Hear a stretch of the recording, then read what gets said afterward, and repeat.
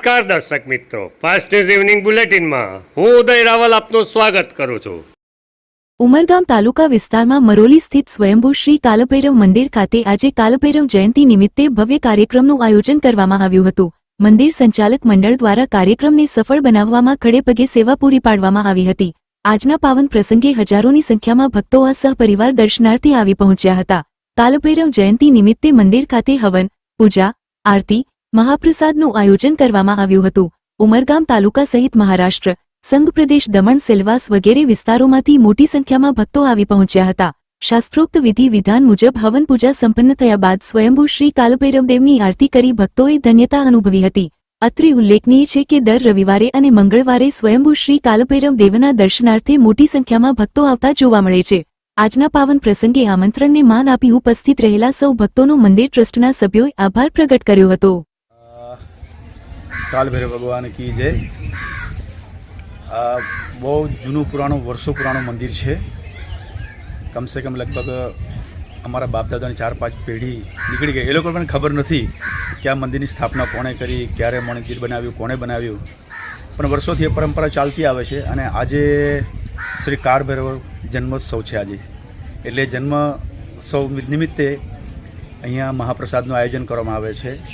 अहींया हवन करवामां आवे छे અને કમ સે કમ આજે લાખો લોકો દર્શન કરશે અને કેટલાય શ્રદ્ધાળુઓ આવીને મહાપ્રસાદ આજે અહીંયા લેશે। લોકો આ મંદિરનું નવનિર્માણ અત્યારે કરવામાં આવ્યું। 3 દિવસનો કાર્યક્રમ હતો। 3 દિવસ સુધી લગભગ ખૂબ જ મંત્રોચ્ચાર સાથે 15 જેટલા બ્રાહ્મણો રોજ આવી અને હવન યજ્ઞ કર્યો અહીંયા। અને દૂર દૂરથી આજુબાજુથી લઈને वलसाड जिला थी लईने तो उमरगाम तालुका जिला पड़े से दूर ये बधा ज लोको अहींया दर्शनार्थे आज आवे छे। अहींया जन्मोत्सवी छे। अत्यारे आ नूतन मंदिर बन्या पछी ऊपर 3 कलश मूकवामां आव्या। 3 शिखर ऊपर एनी स्थापना करवामां आवी अने गई काले धजा फरकाववामां आवी। आजे पण पाछी धजा फरकाववामां आवशे अने बधा ज भाविक भक्तो अहींया आवी अने आ मंदिरमां दर्शननो लाभ ले छे। आ मंदिर खूब प्राचीन अने स्वयंभू छे, जागता देव छे। आ देव अमरा गाम में सफेद घोड़ा पर रात्रि दरमियान परिक्रमा करे छे। एटले अमे एने एक हुलामणुं नाम रोजिया बापा पण कहे छे, केम के रोज आवे एटले एने रोजिया बापा तरीके पण अमे ओळखीए छीए। बस आटલું कहीने ઉમરગામ તાલુકાના ધોડીપાડા સાંસ્કૃતિક હોલ ખાતે ધારાસભ્ય રમણભાઈ પાટકરની અધ્યક્ષતામાં ભગવાન બિરસા મુંડાની જન્મ જયંતિ નિમિત્તે વડાપ્રધાન નરેન્દ્રભાઈ મોદીના સંબોધનને નિહાળવા સંદર્ભે આયોજન સાથે જ હાલમાં ચાલી રહેલા મતદાર યાદી સુધારણા કાર્યક્રમ અને આગામી 23 નવેમ્બરના રોજ સરદાર વલ્લભભાઈ પટેલની જન્મ જયંતિ નિમિત્તે યોજના કાર્યક્રમોના આયોજન વિશે ઉપસ્થિત કાર્યકરો, તાલુકા જિલ્લા પંચાયત સભ્યો તથા સરપંચોને માહિતી પૂરી પાડવામાં આવી હતી।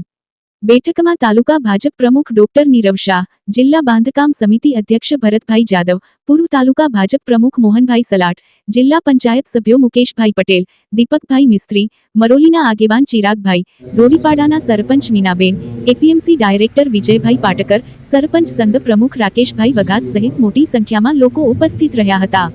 ઉમરગામ તાલુકાના તમામ અમારા સંકલન સમિતિના માન્ય સભ્યશ્રીઓ, અમારા મંડળ સમિતિના હોદ્દેદારો, સરપંચ સંઘ અને સરપંચ સંઘના કાર્યકરો તેમજ જિલ્લા અને તાલુકા પંચાયતના સભ્યશ્રીઓ મળીને આજે 150 જેટલા કાર્યકરોની મહત્ત્વની બેઠક રાખી હોય। એમાં પહેલો મુદ્દો 15મી તારીખે અમારા બિરસા મુંડા ભગવાનની જન્મજયંતિની ઉજવણી થઈ રહી છે અને એનું સમાપન કાર્યક્રમની અંદર દેશના વડાપ્રધાન નરેન્દ્રભાઈ મોદીજી આવી રહ્યા છે। એનું લાઈવ અહીંયા આ સાંસ્કૃતિક હોલની અંદર કરવાના છે અને એમાં 3000 જેટલા કાર્યકરોને ભેગા કરવાના છે। એનું જવાબદારી દરેક સરપંચોને આપવામાં આવી છે। તદુપરાંત અત્યારે જે મતદાર કાર્યક્રમ સુધારણા કાર્યક્રમ ચાલી રહ્યો છે એમાં પણ દરેક કાર્યકરની જવાબદારી નક્કી થાય, પોતપોતાના ગામની જવાબદારી લે અને કોઈ મતદાર રહી નહીં જાય એની કાળજી રાખે, એ બાબતનો મુદ્દો હતો। અને ત્રીજો મુદ્દો આવતી 23 તારીખે સરદાર વલ્લભભાઈ પટેલની 150મી જયંતિ ઉજવાઈ રહી છે। તે પ્રસંગે એ અમારે રન ફોર યુનિટી ઉમરગામમાંથી ગાંધીવાડી સુધીની જે થવાની છે એ મુદ્દાની અંદર ચર્ચા કરીને એનું આયોજન કરવામાં આવ્યું છે અને ખૂબ સારી મોટી સંખ્યાની અંદર સરપંચશ્રીઓ, હોદ્દેદારો, કાર્યકરો ઉપસ્થિત થયા। બધાનો આભાર. ફાસ્ટ ન્યૂઝ ઇવનિંગ બુલેટિનમાં આજે બસ આટલું જ. આવતીકાલે ફરી મળીશું. નમસ્કાર.